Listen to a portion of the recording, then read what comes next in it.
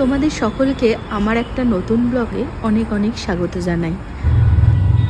প্রতি বছরের মতোই বিপত্তারিণী পুজোর দিন মায়ের কাছে গিয়েছিলাম।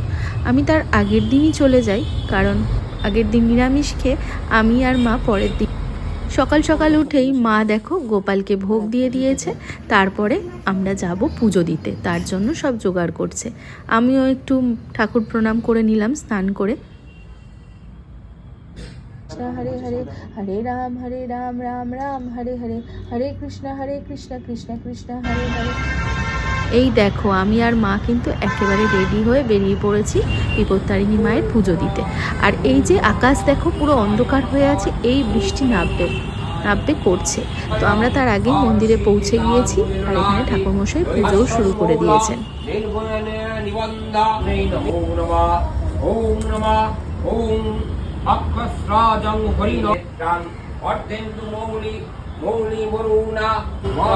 অজস্র বৃষ্টি পড়ছে আর চারিদিকটা অন্ধকার হয়ে গেছে।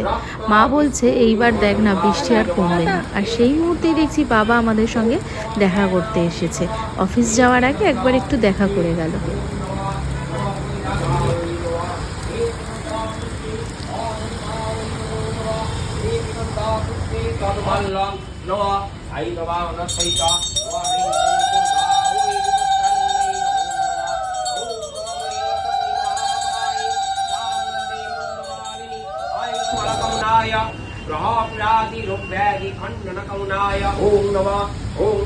পুজো দেওয়া তো আমাদের কমপ্লিট হয়ে গেছে। অঞ্জলির পর টিপ পরলাম, দেখো টিপ পরে আবার নিজেকে একটু দেখিয়েও নিলাম। ধূপ মোমবাতি সব মন্দিরের বাইরে দিতে হবে, তাই জন্য ঠাকুরকে একটু ধূপও দেখিয়ে নিলাম।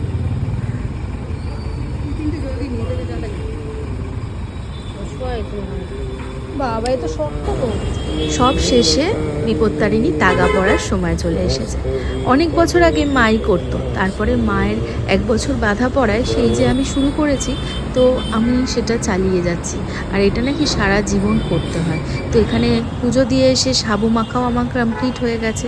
আর ওই যে সূর্যি মামা একটু দেখা গেছে। তারপর 13টা তো লুচি খেতে হয়।